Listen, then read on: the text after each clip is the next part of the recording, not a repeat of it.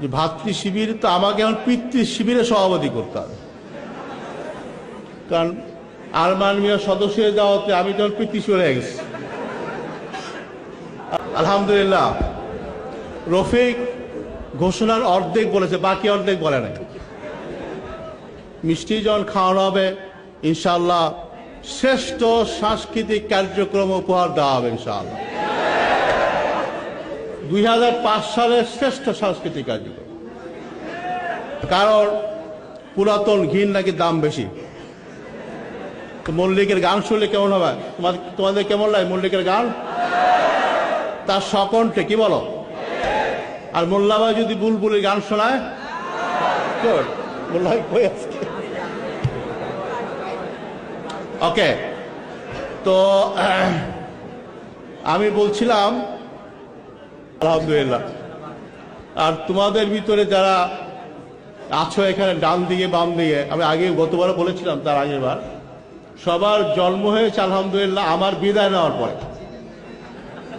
তো সেই জন্য ইসলামী আন্দোলন একটা গতিশীল আন্দোলনের নাম। সে অবস্থায় ভাতৃ শিবির কেন স্থবির হয়ে থাকবে? সে ঠিক রাও, তো রাজি আছো তো সবাই? ইয়েস।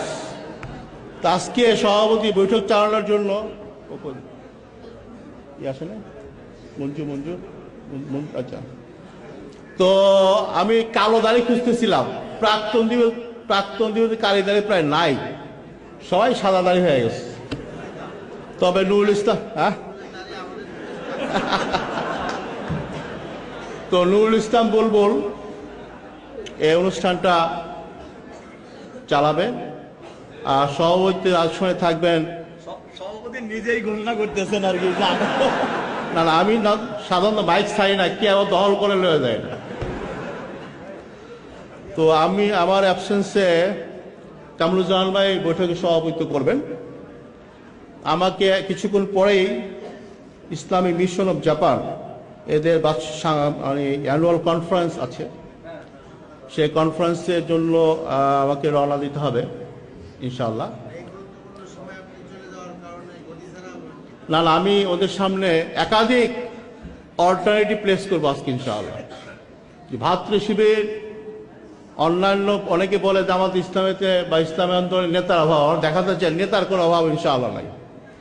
জনগণ যদি আস্থা রাখে দেশ আমরা ভালো মতোই চালাতে পারবো ইনশাআল্লাহ। তোমরা একমত কিনা? এবং আজকে প্রমাণ হবে ভাতৃ শিবিরের সভাপতি হওয়ার জন্য মিনিমাম 1 ডজন ক্যান্ডিডেট আছে, যারা সবাই যোগ্য ইনশাআল্লাহ। তো সাইফুল আলম খান মিলনও তৈরি হচ্ছেন কথা বলার জন্য। সে আবার ঘটনা হচ্ছে তার ভাগিনা হয়ে গেছে, সে জানো না অনেকে হয়তো। তো আমাদের সভাপতি কোলাকুলি করছেন। তো আমি চাচ্ছি যে সভাপতি মঞ্চের পিছনে গেলেই আমাদের এই বছরের শ্রেষ্ঠ সাংস্কৃতিক ম্যাগাজিন অনুষ্ঠান চলবে। কারণ কবিতাও থাকবে, গানও থাকবে, বক্তৃতাও থাকবে। এই জন্য শুধু সাংস্কৃতিক বললে বক্তৃতা দেওয়ার চান্স পাওয়া যাবে না। এটা প্যাকেজ অনুষ্ঠান। ও ইয়েস ইয়েস, কত নাম বলবো? ওবায়দুল একজন, তারা তো ওর একটা দাঁড়িয়েও পাকে না।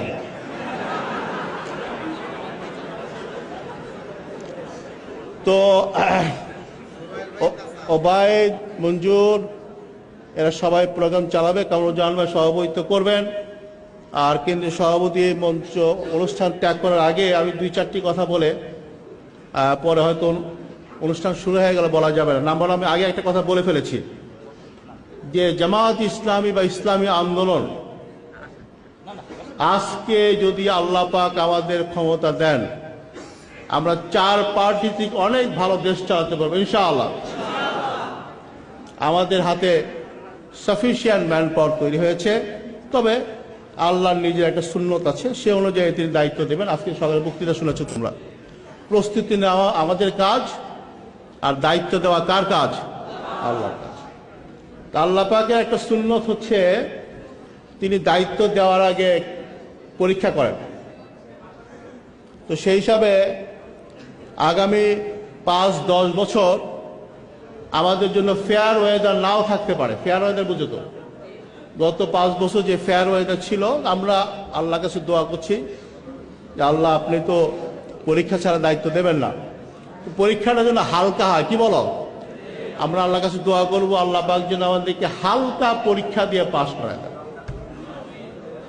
কারণ আমরা ছাত্র শিবিরের পক্ষ থেকে শতাধিক শাহাদাতের নজরানা পেশ করেছি এবং টোটালি কয়েক হাজার শাহাদাত এই বাংলাদেশের জমিন ইসলামী আন্দোলন দিয়েছে।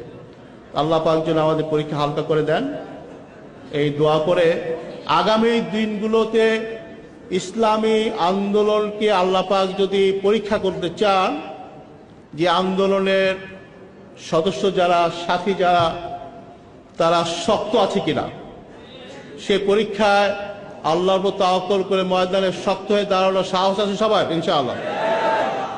আল্লাহ পাক আমাদেরকে বিজয় দান করুন। প্রিয় ভাইরা, আজকের অনুষ্ঠানে বক্তৃতা দেওয়ার সময় আমি নষ্ট করতে চাই না, তবে কালকে আমি যে কথা বলেছিলাম একটু ব্যাখ্যা করতে চাই যে no doubt Islam is the only challenge for this civilization. এটা আমরা যত না বুঝি আমেরিকা তার থেকে বেশি বুঝে, সেই জন্য তারা তাদের মরণ কামড় শুরু করেছে। It is a matter of time. আগে বলেছি, আমাদের একজন বক্তৃতায় বলেছে, অলমোস্ট প্রবাবলি কে বললো আমি খেয়াল করতে পারছি না, এই সেঞ্চুরিকে ওয়েস্টে বলছে সিভিলাইজেশন অফ নলেজ ও সেঞ্চুরি অফ নলেজ। আর আমরা বলতে চাই আমাদের সভ্যতা যে কেতাবের উপর প্রতিষ্ঠিত, তার প্রথম কথাই হচ্ছে ইকরা। কি বলো? তার এই সভ্যতা, এই শতাব্দী যদি জ্ঞানের শতাব্দী হয়, তাহলে মুসলমানরা এই নেতৃত্ব দেবে ইনশাআল্লাহ। কারণ আমাদের কেতাবের প্রথম কথা হচ্ছে ইকরা বিইসমি রাব্বিকাল্লাযী খালাক। প্রিয় ভাইরা, আমি আমাদের এক প্রিয় ভাই ডক্টর আহমদ তুতুনজি, তিনি একটা সুন্দর বক্তৃতা দিয়েছিলেন কয়েকদিন আগে। তার থেকে দুটি কথা তোমাদেরকে বলে আমি বিদায় নেব, আরো 10 মিনিট থাকবো। সেই কথা হচ্ছে, সেই কথা দুটো বলার আগে আর দুইটা নসিহত তোমাদের জন্য বড় ভাই হিসাবে এবং আমার সন্তান সহ তোমাদের সবার কাছে। নাম্বার 1, শয়তান মানুষকে দুটি জিনিসের ভয় দেখাইয়া আল্লাহর পথ থেকে দূরে সরায় নেওয়ার জন্য ওয়াসওয়াসা দেয়। একটা হচ্ছে রিজিক, তাই না? রিজিকের দায়িত্ব কার? আল্লাহ। ওমা ইয়ারযুকহু মিন হাইসু লা ইয়াহতাসিবু ওমা ইয়াতাওয়াক্কালু আলাল্লাহি ফাহুয়া হাসবুহু ইন্নাল্লাহা বালিগু আমরিহি কাদ জাআলাল্লাহু লিকুল্লি শাইইন কাদির। আল্লাহ বলেন, রিজিক আমি কোত্থেকে দেব সেটা তুমি চিন্তাও করতে পারবে না।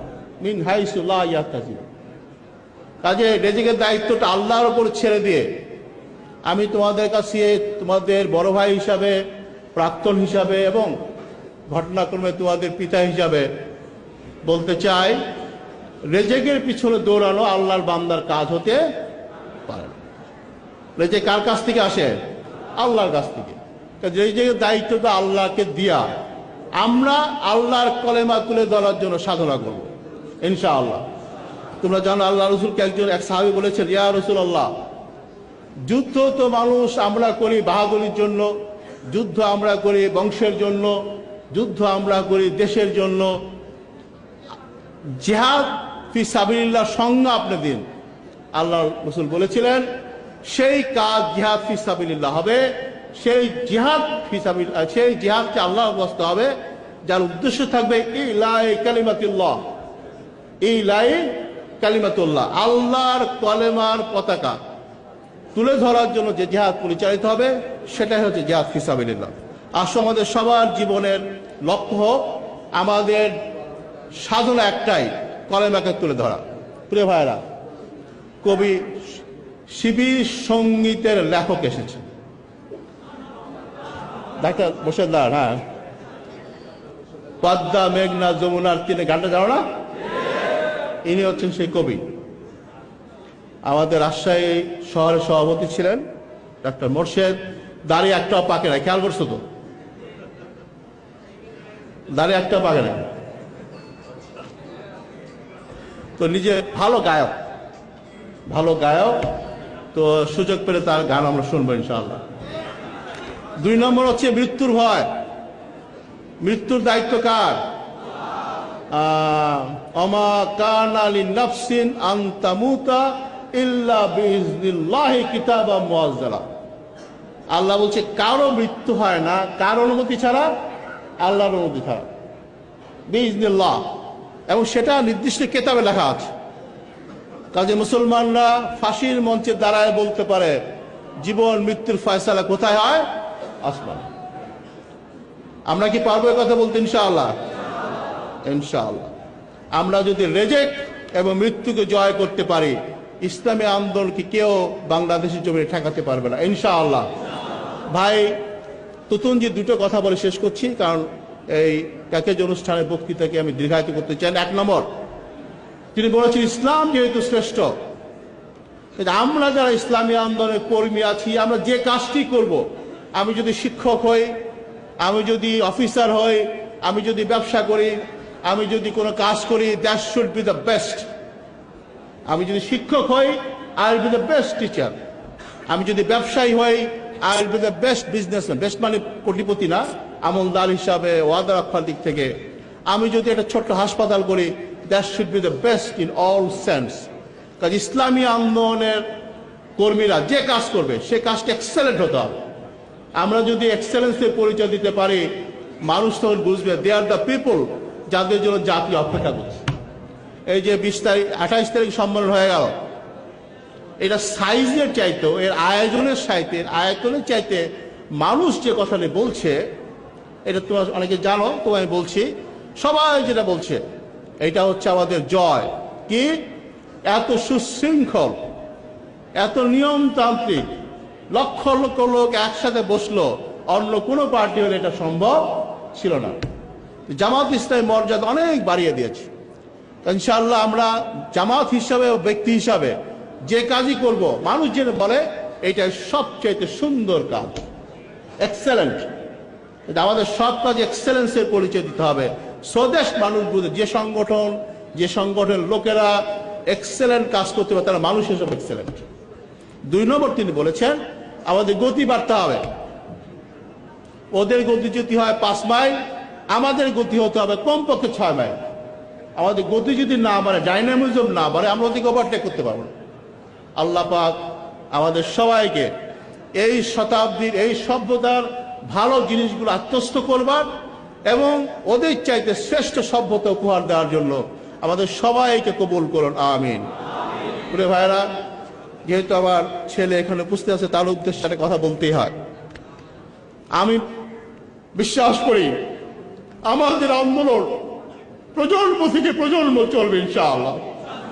যারা ফুট দিয়ে জামাত ইসলামকে নিভিয়ে দিতে চায়, ইসলামী আন্দোলন নিভিয়ে দিতে চায়, তাহলে জেনে থাকা উচিত বাংলাদেশের ইসলামী আন্দোলনের শিকড় প্রতিটি মানুষের হৃদয়ে গাঁথা রয়েছে।